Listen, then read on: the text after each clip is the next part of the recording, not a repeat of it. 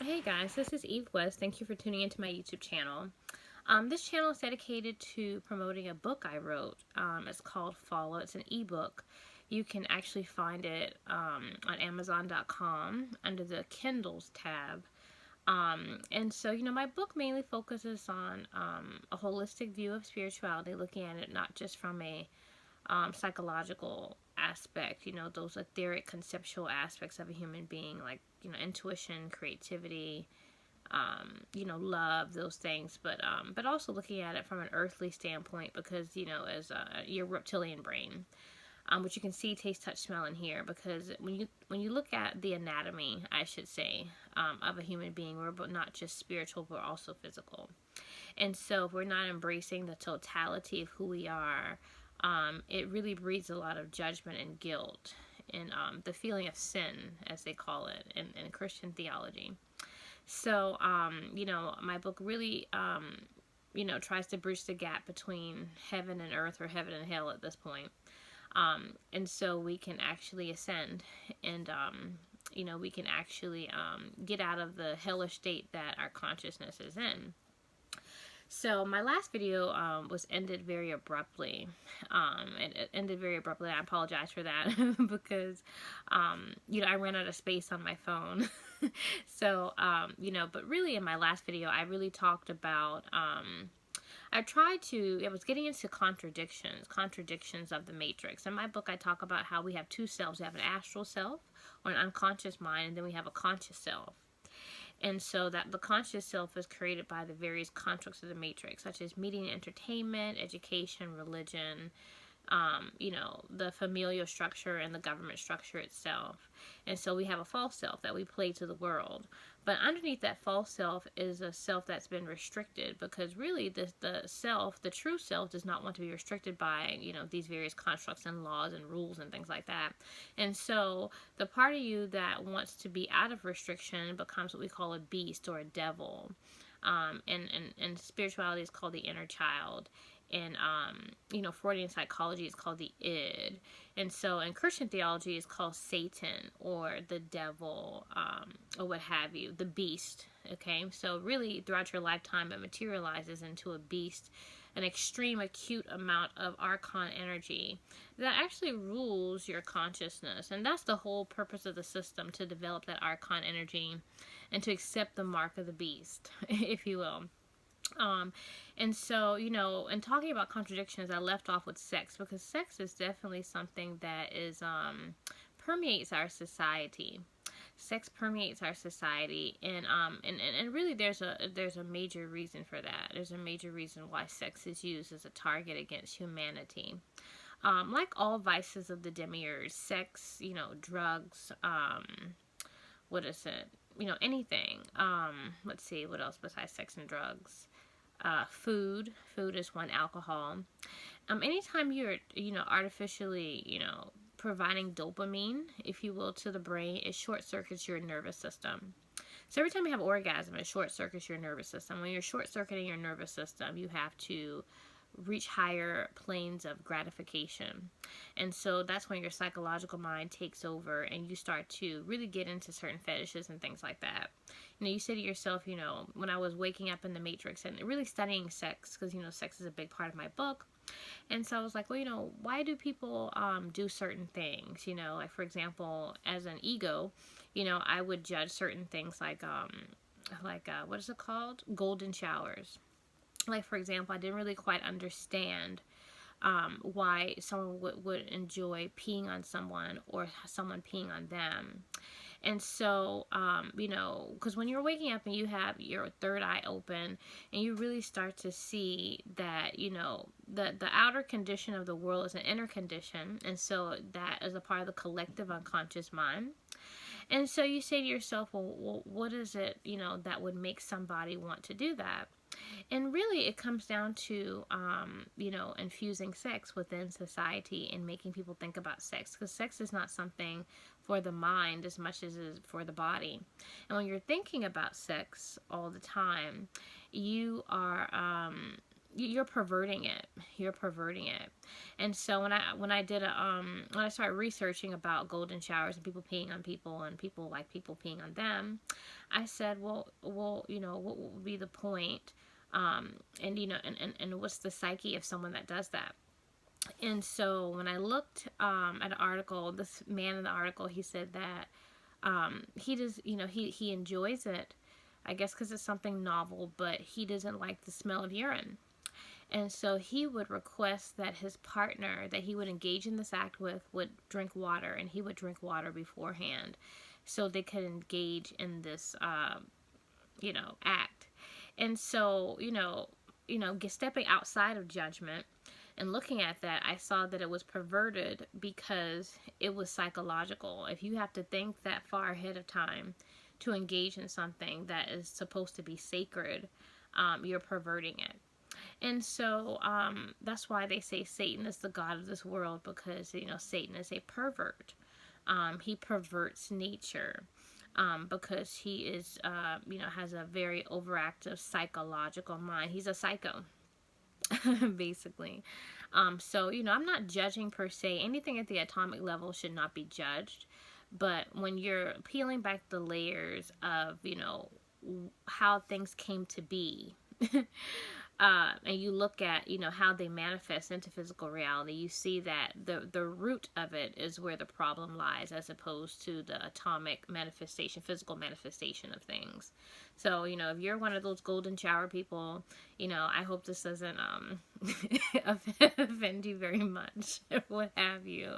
You know, she's like, she's judging me, and she says that she's not a judge, or whatever the case is. I'm not really.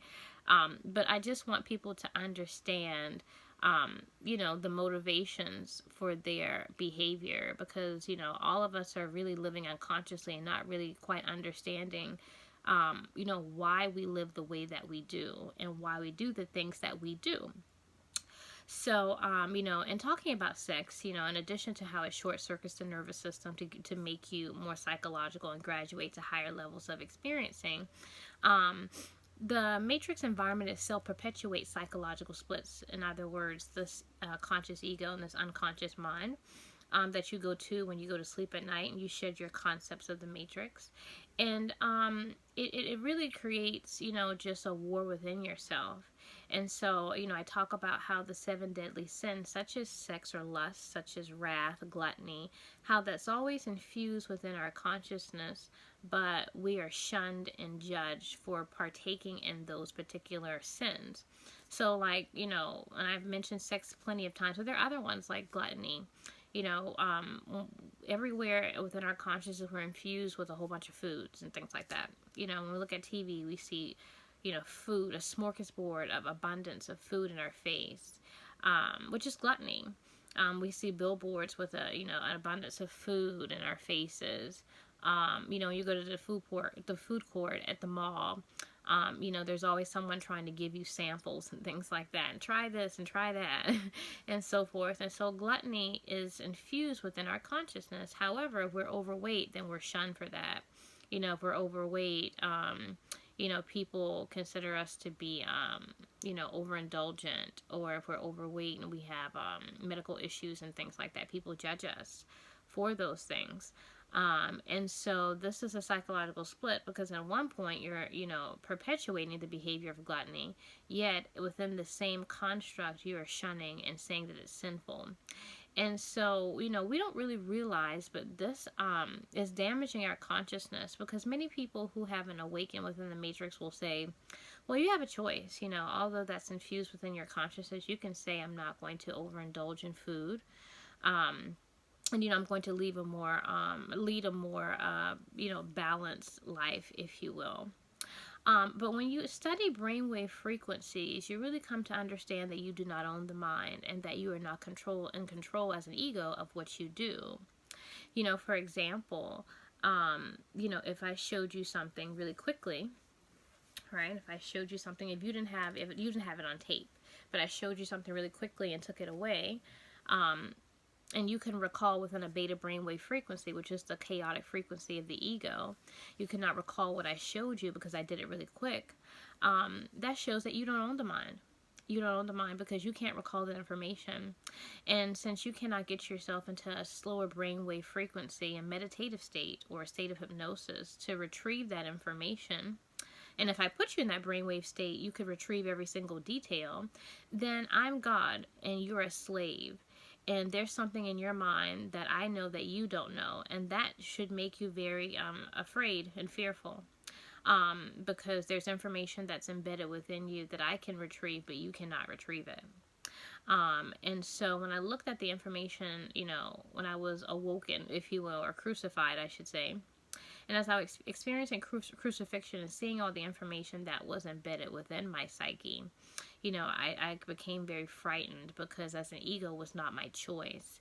And the one who actually had the choice of it actually put that information within my psyche for judgment and to make me feel guilty and sinful when I was not the one who actually, it was not my choice, as this ego, as the consciousness. And so, that's pretty much how we're living. And really, you can kind of test this theory too. Like if you look at a television program, you see the commercials. You will see oftentimes there's words on the commercials that flash in your psyche. And they do not give you enough time as an ego to actually thoroughly process, let alone read the information. And especially when you're looking at pharmaceutical commercials, the print is very small. It's very small, fine print. And you say to yourself, why is that? What's the point? I don't have time to read all that fine print. I can barely see it. So why do they put it there on the screen? They put it there on the screen because it goes into your unconscious mind. So there's information in there that you're not aware of, but the person that disseminated and gave you the information, they are aware of it. So they're God. And we know that, according to biblical theology, right? Satan is the god of this world. And so Satan, basically, the monarch that actually runs this matrix environment, which is King James of Scotland, for those of you who did not know, he runs this matrix environment. He's the king. He's the divine right. He has the so-called divine right, if you will, of this pineal that projects the seeming world. And so since he has the so-called divine right of the pineal gland that projects the seeming world, he gets to determine what goes into your mind. And so he is the higher self that determines the fate of all the souls of within this construct. And so I just want that to be some food for thought for people who feel that they're in control of their life and that they make decisions and that, it's based on karma, it's based on cause and effect. Nothing is based on cause and effect here. This is all about the Akashic record. This is about, it's referred to as the Book of Life. And the Book of Life, the Akashic record, is all thoughts, actions, and emotions of a human being throughout your entire incarnation. And so the whole purpose is to escape karma, because karma brings you back. That's why the people that run this hellhole, they are called the Lords of Karma. They are called the Lords of. They want you to believe in your story. And everyone actually descends into this reality based upon the coffin of the zodiac. So you play a particular avatar of the zodiac and you play a part. And so the whole purpose of the play of existence is to make you believe in your part, as opposed to really be above the polarity of good and bad, or good and evil, whatever the case is, black and white, rich or poor. However you incarnate as your avatar, to really be above that as the Christ, as opposed to believing that you're really good or believing that you're really bad. So it was very difficult for me waking up, especially experiencing all the affliction and the torture that I experienced from King James of Scotland, from the astral realm. Whenever you're experiencing crucifixion, your first inclination is to stop it, or your first inclination is to say, find some type of rationale for why you're going through those things, and try to find a way to get out of it. And so this is karma. This is karma. And so that's the whole purpose. The purpose is to make you believe in cause and effects, and to make you think that at the atomic level that things can be changed. But really, to be honest with you, once things have descended from the metaphysics to the atomic level, it cannot be changed. It cannot be changed. Your only strength is really to understand it, to understand the why and the how. And one of the clips that from the Matrix, I think that explains this very well, is when you look at the clip. I think it's the last. Maybe it's this. I think it's the last Matrix. I think it's Matrix Revolutions. I'm not quite sure. It might not be, but I think it's Matrix Revolutions, and where Neo goes to see the Merovingian. And when he goes to see the Merovingian sends a dessert to a woman. And she's blonde haired and blue eyed, so it goes to show that that's a hint that she doesn't have a functioning pineal gland, or third eye, if you will. And so he causes the woman eating the dessert to get an orgasm. And this woman, she doesn't really know. She says to herself, well, the whole reasoning, the reasoning for what's happening to her and happening in her body bypasses her reasoning. And all she cares about is the feeling. And so when, the Merovingian is explaining this to Neo in Trinity and Morpheus, he tells them that this is how the universe works, and that your only power is to understand why and how. It is the why that separates us, the Merovingian, from them, which is the sheeple, or the people who actually are just pretty much run by their pituitary gland, or monkeys. A monkey-minded person is someone that is bound by what they can see, taste, touch, smell, and hear. And that's what most people in the Matrix are bound by. Actually, all people except the Christ. Only the Christ is actually, sees above. The Christ is a Jew, because a Jew is a 6-pointed star. But you see in the Matrix, everything is predicated upon the 5-pointed star, the pentagram. Everything. If you look at movies, the rating of the movies is the pentagram, the 5-pointed star. If you want to go to a nice restaurant, you want to look at the reviews, it's a 5-pointed star. How many stars? Ratings does it get? If you're in school, and you do well, your teacher usually gives you a 5-pointed star. It's a pentagram. Everything is based upon stars here. Even our government system, our governments, on the money, on the flags, everything is a 5-pointed star. So this is hell. That's why we say hello. The elite have us greet each other with hello, because this is hell. And they put the 5-pointed star, the pentagram, in all facets of the Matrix environment. Because, it is based upon people who are governed by their 5 senses. It's not for Jews. They don't like Jews here. A Jew is a 6-pointed star. Not only do they have the capacity of the pituitary gland, but they also have the pineal. And so that's why King James of Scotland, when I was a little girl, when I was a baby actually, he moved my fingers, because I was born with 6 fingers on each hand. And so that finger was removed, because I'm supposed to be downgraded 5-finger, 5-star, monkey-minded whore. So that was the intention for me actually coming into existence by my handler.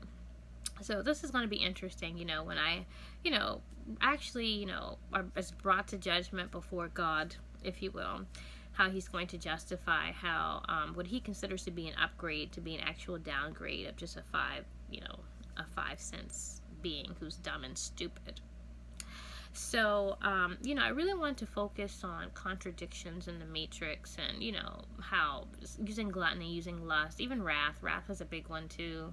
We see a lot of killing on TV, and we see, video games, a lot of them are about killing, and people kill people in video games for hours, and, it's very much lifelike nowadays, and, we watch boxing, like MMA and stuff like that, and wrestling, and things are about aggression and so forth, and, but if you kill someone, or you're aggressive towards someone, then you're judged for it, and you go to jail. And so, to me, that's very insane, because like I said, if you study consciousness, your mind embodies everything. You don't just embody the preferences and the limited perspective of the ego, but your mind also is the totality of existence itself, the collective unconscious mind. And so you're really causing a split within a person. So as an ego, because you have restrictions and rules, you don't kill someone, but within your unconscious mind, as an astral aspect of you, you're on the astral realm killing people, because that has been infused within your consciousness.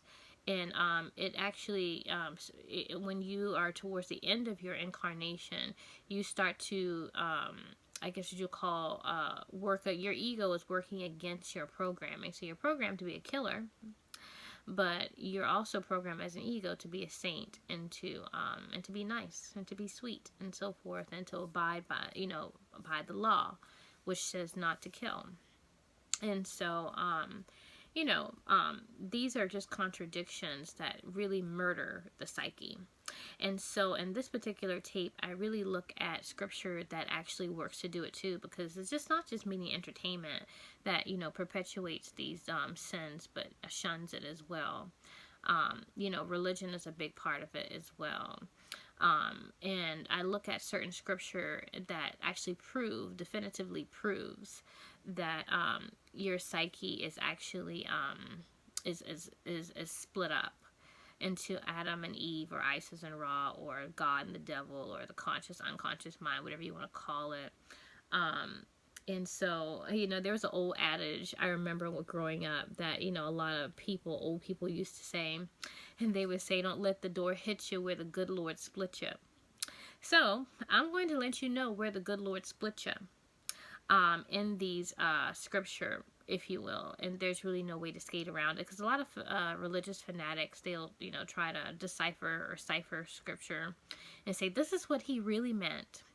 But when you look at these scriptures in black and white, there's really no way to wiggle out of it. They're clearly contradictions that paint two pictures of the same person. And so in these scriptures, many of the scriptures that I'm going to give you or share with you, Jesus is saying them, and you can tell that he's two people.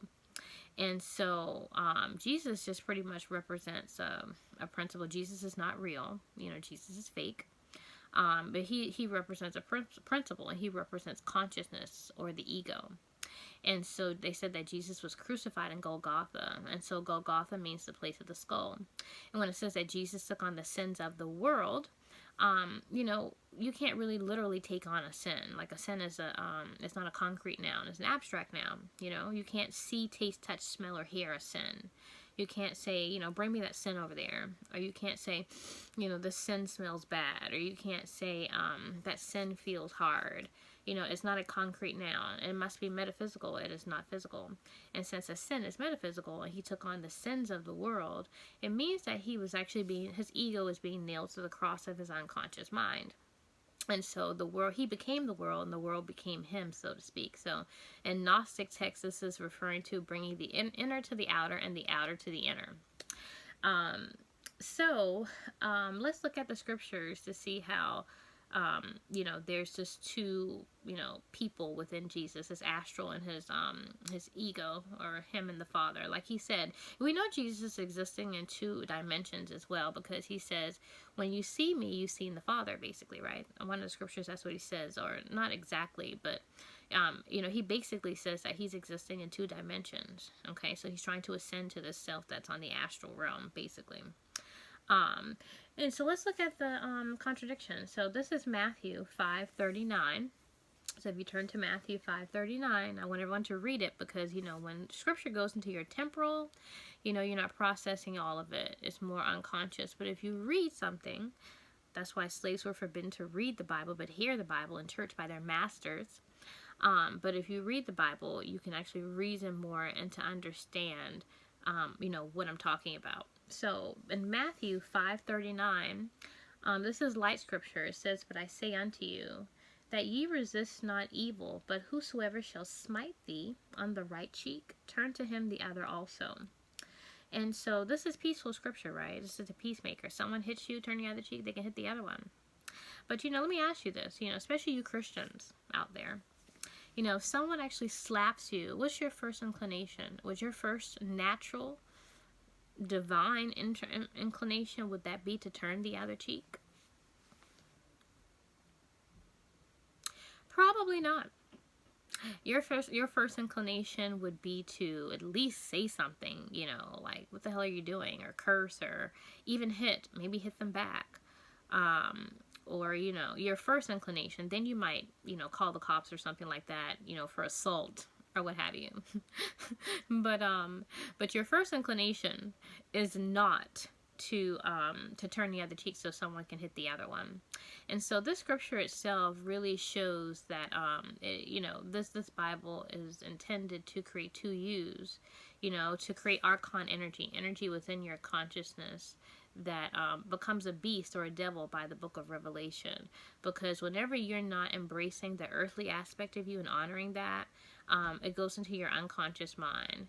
And you're not able to freely let that energy out. And so the energy becomes a beast. It becomes sexual, masculine sexual energy, actually, because the seat of your will is the solar plexus, and the solar plexus is where your genitals are housed. And so this is where we get Whore of Babylon imagery at. That's why people, the Kundalini, they call, I don't like to call it Kundalini because I think it has racial implications, like coons, they call black people coons, and melanin is associated with the Kundalini.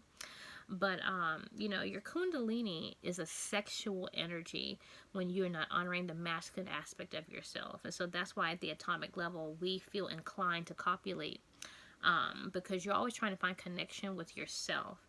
And when you cannot do that, sex is an artificial way of actually accomplishing that. So that's peaceful scripture, right? Matthew 5:39. Go ahead and read it if you're just listening. And so when you look at Matthew 10:34 through 36, it reads, "Do not think I came to bring peace on the earth. I did not come to bring peace, but a sword. For I came to set a man against his father, and a daughter against her mother, and a daughter-in-law against her mother-in-law, and a man's enemies will be the members of his household." I'll repeat, this is Matthew 10:34 through 36, okay? Matthew 10:34 through 36, it reads, "Do not think that I came to bring peace on the earth. I did not come to bring peace, but a sword. For I came to set a man against his father, and a daughter against her mother, and a daughter-in-law against her mother-in-law, and a man's enemies will be the members of his household." And so when, Jesus is saying, I didn't come to bring peace, but a sword, what he's saying is, I'm here for war. And so that's why he's putting everybody against everybody within their own household. And so a sword means war. You don't use a sword for peace. You use it for war. And so clearly he's not here for peace. He's saying in this scripture, I'm not about love, basically. But in Matthew 5:39, he says, turn the other cheek. Someone hits you, turn the other cheek. So this is a conflict. This is a contradiction. Now, when you look at Matthew 5:39, Isaiah 9:6, it's a contradiction with Matthew 10:34 through 36. It says, "For unto us a child is born, and to us a son is given, and the government shall be upon his shoulder, and his name shall be called Wonderful Counselor, the Mighty God, the Everlasting Father, the Prince of Peace." So here in Isaiah 9:6, he's referred to as the Prince of Peace. But here in Matthew 10:34 through 36, it says, within the scripture that I read, he's saying, I did not come to bring peace. How is it that in one instant he's the Prince of Peace, but then in this other instant he says he didn't come to bring peace?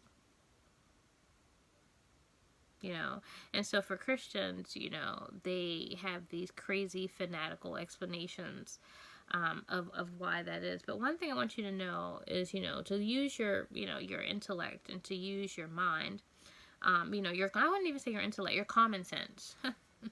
Yeah, use your common sense. And so when you look at common sense, you look at the word Christian, right? When you look at Christian, the suffix IAN means variant of.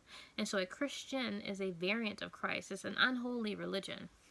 And so that's why Christianity pushes the psychological, spiritual mind. It does not focus on the earthly. A Christ is spiritual and earthly. That's a Christ. A Christ is spiritual and earthly. A Christian is just spiritual. And whenever you are neglecting your earthly and just honoring your spiritual, you are becoming nasty in your earthly. And so that's why when we see the Catholic Church, all the priests, many of the priests are molesting the kids and stuff like that. The Duggars, right? They're very Christian, right? They're very fake, love the Lord and they love Josiah and so forth. And all, and actually it's an indication that, this world is King James of Scotland's, because, in the Duggars, all of them start with the letter J, right? This is associated with King James. And so the thing is that whenever you are not honoring both your spiritual and your earthly, you are becoming filthy, nasty, and disgusting. And so, when that happens, you have 19 kids. Your sexual energy is totally knocked out of whack. You're having 19 or more kids. The Duggars are always about hurrying up and getting married so they can satisfy their sexual urges, basically. You've heard about molestations and sexual abuse happening to a lot of the girls in the family because of this imbalance of the spiritual and the earthly. You have to balance both of them. If you do not balance them and you neglect an aspect of yourself, you will become nasty, filthy, disgusting, and degenerate, like King James of Scotland. So, just moving further into other scripture. And what I'm going to do, actually, I'm going to end this video. And I'm going to, come back with more scripture, if you will, to show the various contradictions in the Bible, if you will. So, I will see you actually in the next video with more scripture.